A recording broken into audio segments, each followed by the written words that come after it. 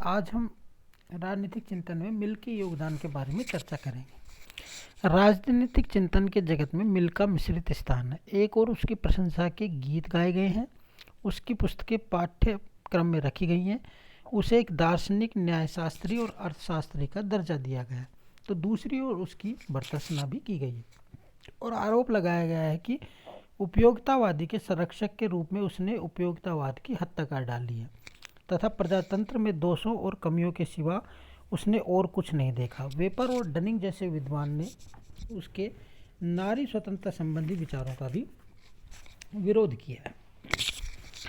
यह बहुत कुछ सत्य है कि मिल ने किसी नए सिद्धांत का प्रतिपादन नहीं किया।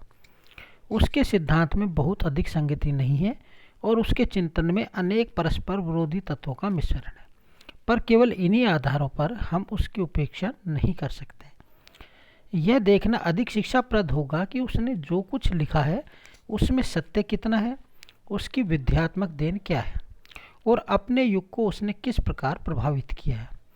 यदि लेखकों की योग्यता का निर्णय इस बात से होता है कि नीति पर उनका क्या प्रभाव पड़ा है, तो मिल का स्थान निश्चित रूप से ऊंचा है। एक न्यायशास्त्री, अर्थशास्त्री और राजनीतिक दार्शनिक के रूप में उसके समय में एक अवतार समझा जाता था उसे। मिल ने एक पीढ़ी से भी अधिक समय तक राजनीतिक चिंतन के हर क्षेत्र को प्रभावित रखा और उसके ग्रंथों को विश्वविद्यालयों के पाठ्यक्रम में स्थान प्राप्त हुआ। मिल ने उपयोगितावाद के तर्कशास्त्र को विकसित किया और आगमनात्मक इंडक्टिव मेथड की त्रुटियां दूर की। बेंथम के उपरांत उपयोगितावाद के बहुत से आलोचक उत्पन्न हुए और इस विचारधारा के संबंध में तरह तरह के भ्रम पैदा हुए। मिल ने उन सब आलोचकों को निरुत्तर किया तथा उसके द्वारा या उनके द्वारा फैलाए गए भ्रमों का अंत किया और उपयोगितावादी अर्थशास्त्र अलग विषय बन गया। मिल ने उपयोगितावाद की एक बहुत बड़ी त्रुटि को दूर किया।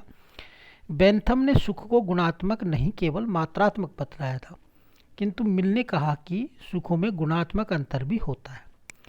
उपयोगितावादी विचारधारा को मिल की एक जबरदस्त देन थी। वेपर कहते हैं कि जब हम मिल की आलोचनाओं की विवेचना करते हैं तो हमें ज्ञात होता है कि वह उपयोगितावादिता में सर्वाधिक संतोषजनक था। वह उस गहराई तक पहुंच सका जिससे उसके पिता बेंथम सर्वथा अपरिचित थे। उसके पास अपनी निजी कल्पना थी, परंतु वह लोगों की अपेक्षा जीवन के अधिक निकट है। वह उपयोगितावाद की अपर्याप्तता, अपूर्णता, नैतिक दुरूहता तथा इससे संबंधित भावनाओं के प्रति जानने योग्य अज्ञान को मिटाता है। वह उपयोगितावाद की वास्तविक शक्ति को हमारे सम्मुख प्रस्तुत करता है। राज्य के निर्माण में नर और नारियों को वह सदैव ध्यान में रखता है। राज्य के सावयव तथा सामाजिक सिद्धांत उसके लिए पूजनीय हैं। वह अंग्रेज की भांति अर्थात हाब्स की भांति अंग्रेज है और उसकी दृष्टि में अतिशयोक्तिपूर्ण व्यक्ति सत्य अंग्रेज हैं। जिन समस्याओं से वे संबंधित हैं वे आधुनिक समस्याएं हैं। वह सामूहिक नियंत्रण की सीमा निर्धारित करना चाहता है। उसका कार्य स्व संबंधी तथा पर संबंधी विभाजन भी अत्यंत महत्वपूर्ण है। वह हमारी भांति ही व्यक्ति के विकास तथा सुरक्षा को भी महत्व देता है। रिट ने अपने सन 1890 वाले लेख में मिल को अतिशयोक्तिपूर्ण या अतिशयवादी बतलाया, परंतु हम सब रेडियो और सिनेमा घर के महत्व को समझ चुके थे। हमने नीत्शे के शब्दों में समाचार पत्रों को अपनी नृत्यपत्ति की प्रार्थना बना लिया था और हम मशीन की महत्ता समझते हैं। अतः मिल हमारे लिए अतिशयोक्तिपूर्ण नहीं है। मिल प्रजातंत्र की बुराइयों से रक्षा करना चाहता था क्योंकि यह तत्कालीन आवश्यकता थी और ऐसा करने में वह पूर्ण संपन्न हुआ। उसका महत्व चिरस्थायी और उसका व्यक्तित्व चिरस्मरणीय है।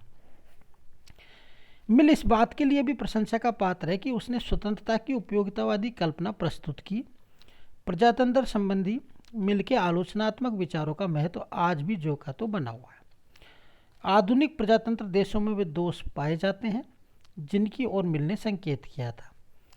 मिल के अनुसार सुदृढ़ आधार के बिना प्रजातंत्र का भवन अधिक दिन खड़ा नहीं रह सकता है और सार्वजनिक शिक्षा के बिना सबके लिए मताधिकार निरर्थक है।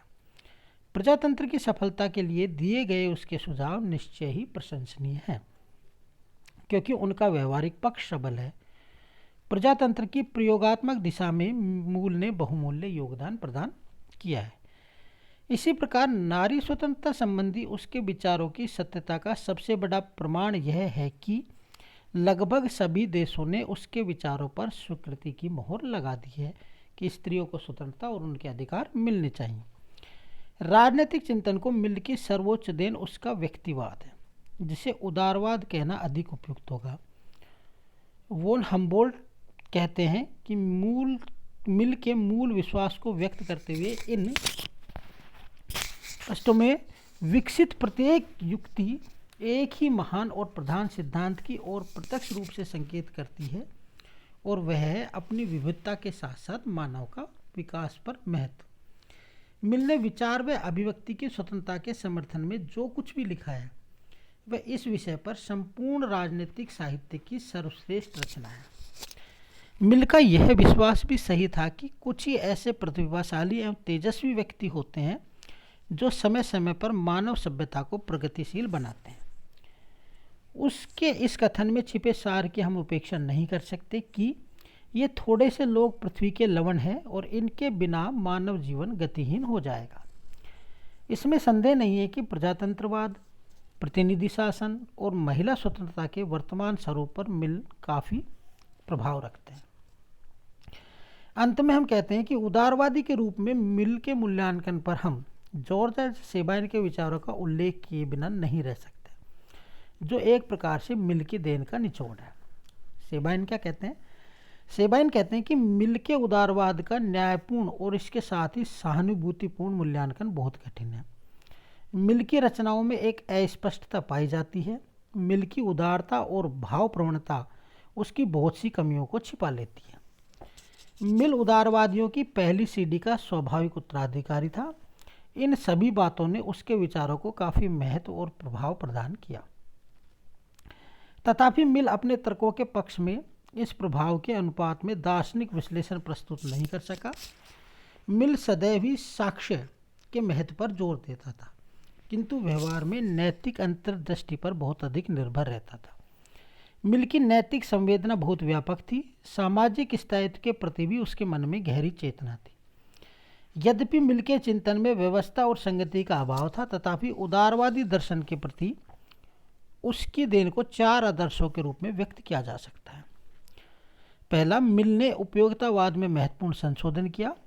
उसके पूर्व उपयोगितावाद का नैतिक दर्शन केवल सुख और दुख की तराजू से बंधा हुआ था।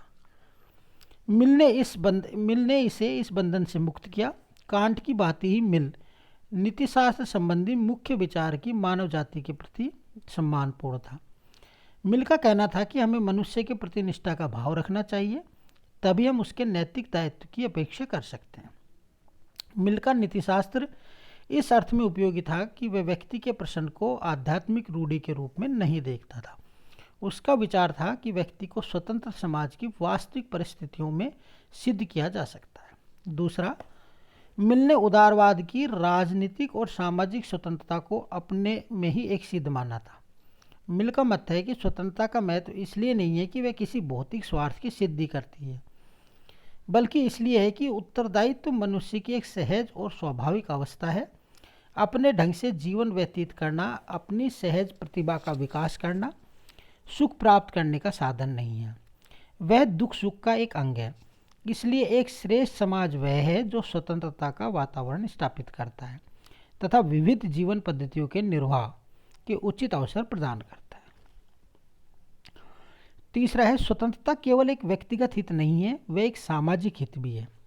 स्वतंत्र विचार विनिमय के द्वारा समाज को भी लाभ पहुंचता है।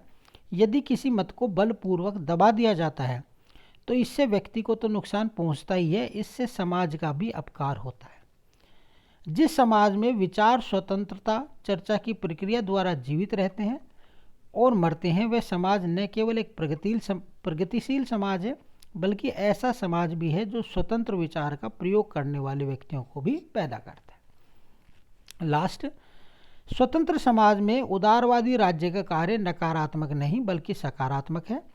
वह विधि निर्माण से विरत रहकर या यह मानकर कि चूंकि कानूनी प्रतिबंधों को हटा दिया गया है इसलिए स्वतंत्रता की अवस्थाएं विद्यमान है, नागरिकों को स्वतंत्र नहीं बना सकता।